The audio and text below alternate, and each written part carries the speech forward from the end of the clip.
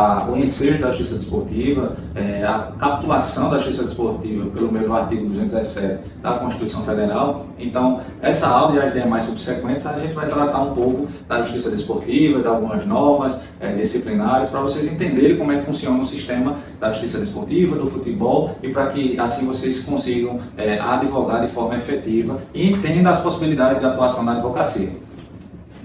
Aqui eu coloquei o primeiro tópico como as referências legislativas para que você coloque esses tópicos como cabeceira de cama, assim como eu coloquei a minha atuação na advocacia desportiva. Por quê? Primeiro ponto, a Constituição Federal. Ele regulamenta ali, ele dá o pontapé inicial, ele resguarda a justiça desportiva, ele dá autonomia à justiça desportiva, que é um órgão autônomo, com isso ele tem sua independência. A Lei Pelé, eu coloquei ela aqui destacada, a Lei 9.615, comumente conhecida como Lei Pelé, mas tecnicamente é Lei Geral sobre o Desporto, porque o próprio nome ela já está dizendo Lei Geral, ela vai delimitar todas as nuances que tem o futebol, o esporte em si. Por exemplo, o contrato de trabalho, pré-contrato, contrato de atleta menor, contrato de transmissão, contrato de imagem, o que é o desporto formal, não formal, o educacional. Então, a Lei Geral sobre o Desporto, ela vai te dar uma noção geral e dali ela vai, vamos dizer assim, sugar as matérias específicas de cada matéria. Exemplo, o direito do trabalho vai ser uma norma subsidiária às relações trabalhistas que envolvem os artigos da Lei Geral sobre o Desporto. Então, assim, são códigos que você precisa ler de verdade, e com o passar do tempo você vai entender como é o funcionamento todinho do sistema desportivo, mas que você precisa ler, sem sombra de dúvida, a Lei Geral sobre o Desporto, a Lei Pelé, e o CBJD, o Código Brasileiro de Justiça Desportiva, porque a lei vai tratar sobre as disciplinas, competições, penas, composições, instrução, julgamento, tipo de infrações, e demais nuances que a gente também vai ver em determinadas aulas específicas, mas que aqui vocês entendam todas as regulamentações.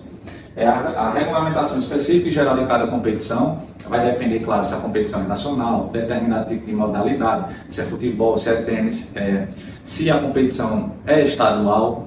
Então, cada uma norma geral específica da competição vai estar disciplinada em determinado esporte ou competição. O Código Disciplinar da FIFA, ele regulamenta todas as entidades, inclusive o Brasil. Aí eu já faço uma pergunta a você se o Brasil está vinculado diretamente à FIFA, e eu já posso responder que sim, mas não o Brasil tecnicamente falando, mas sim a CBF. São entidades privadas, uma em conjunto com a outra. E o Estatuto do Torcedor, que ele regulamenta algumas nuances dentro e fora de campo. Posso dar um exemplo aqui de forma rápida. Você vai assistir um jogo do seu time querido no Rio, no São Paulo, em São Paulo, no Rio Grande do Sul, qualquer estado que seja. Você compra passagem, compra o ingresso, compra a hospedagem, e com isso o jogo é remarcado por motivos alheios, enfim, qualquer motivo que seja, você tem que ser ressarcido de todos os gastos que você teve, porque o motivo da falha ou falta do jogo não foi sua, então você vai ter que ser ressarcido. Então, essas e demais nuances a gente vai tratar em uma aula específica só sobre o Estatuto do Torcedor. Mas aqui eu vou colocar só o sistema específico. Tudo que eu falei dessas normas, elas se enquadram nesse sistema aqui. Eu coloquei esse sistema para que vocês entendam por quê. A memória humana ela tem algumas limitações. Aqui no vídeo ele tem um sistema áudio e visual, é o sistema audiovisual. Você está entendendo, compreendendo, mas que a memória fotográfica, aí, por meio de fluxogramas, você entende de uma forma mais didática. E essa é a minha intenção, é passar um conteúdo mais didático para que você compreenda. Eu estou presumindo, claro, que você tem um contato inicial com o direito desportivo, que você não entende exatamente a matéria, ou se entende para que você entenda de uma maneira melhor. Então aqui a FIFA, entidade internacional suíça, ela também tem sua autonomia e ela vincula todos os países. Por exemplo, o Brasil, a gente está aqui, eu estou citando o Brasil como exemplo, mas ela pode incidir em todos os países possível. No Brasil especificamente, como eu falei, a CBF, não é o Brasil em si, mas a entidade de administração do desporto nacional, o órgão CBF. Então, a CBF está vinculada às normas internacionais que são disciplinadas pela FIFA. Espero que vocês estejam entendendo. E agora eu vou falar especificamente da CBF, que dentro dela tem a Câmara Nacional de Resolução de Disputas, que vocês vão conhecerem também com o passar do tempo, que é uma Câmara que ela visa solucionar conflitos, o próprio nome dela já diz, dentro do esporte. É uma Câmara usada para dirimir conflitos disciplinares entre intermediários e atletas, atletas e intermediários, atletas e clube de futebol, clube e intermediários. Então essa relação aí, existe inúmeras possibilidades. Liberação de um atleta, cobrança de salários, como também pode ser cobrado na FIFA. Então, tem determinadas situações, cobrança de comissionamento, de participação de intermediários. Então, tem inúmeras possibilidades que você pode atuar na CNRD, que ela é um órgão vinculado dentro da CBF, na verdade, que ela vai reger todo o Sistema Nacional do Esporte. E dentro da CBF tem o STJD, que é o Superior Tribunal de Justiça Desportiva.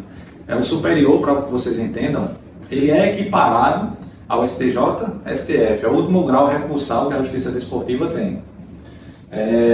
Abaixo dela, a entidade de administração do desporto também é regional. Eu coloquei aqui a FPF, Federação Pernambucana de Futebol, porque eu resido aqui e eu estou colocando como exemplo o meu estado, mas poderia ser muito bem a FPF, Federação Paulista de Futebol, porque você pode morar em São Paulo, qualquer estado que seja.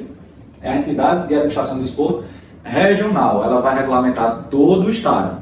Então, eu coloquei aqui, a entidade de prática desportiva que está vinculada à federação do meu estado. Eu coloquei um clube como exemplo, o primeiro, o Esporte Clube Recife, sem nenhum clubismo. Eu praticamente, eu vou dizer a vocês, eu não torço, mas eu coloquei aqui porque é um clube de Série A. Vocês provavelmente, estou presumindo que você conhece o Esporte Clube Recife. Então, ele está vinculado à Federação Pernambucana de Futebol e o atleta está vinculado, eu coloquei aqui em verde, ele está vinculado, o atleta, ao Esporte Clube Recife, por exemplo. E o esporte está vinculado à federação, que o atleta, de certa forma, está vinculado também à federação. Então, apesar de existir uma hierarquia aqui, clube, atleta, todos eles estão interligados, assim como também a federação está interligada na entidade nacional do desporto. Então, para que vocês entendam, eu espero que esse fluxograma aqui seja de fácil compreensão para que vocês entendam o funcionamento do sistema e as possibilidades de atuação. Porque aqui você tem os clubes, determinado estado, você pode advogar para os clubes, ou contra eles, claro, para os atletas, ou para os intermediários deles, para as federações, eu não sei como seria, num TJD, se possível, ou eu estou presumindo que você quer advogar, então provavelmente vai ser no TJD, você não vai trabalhar na federação especificamente. Aqui você pode atuar na Câmara Nacional de Resolução de Disputa, como também pode atuar no STJD, e não tirando de possibilidade a atuação do órgão FIFA, que também você pode cobrar vários litígios.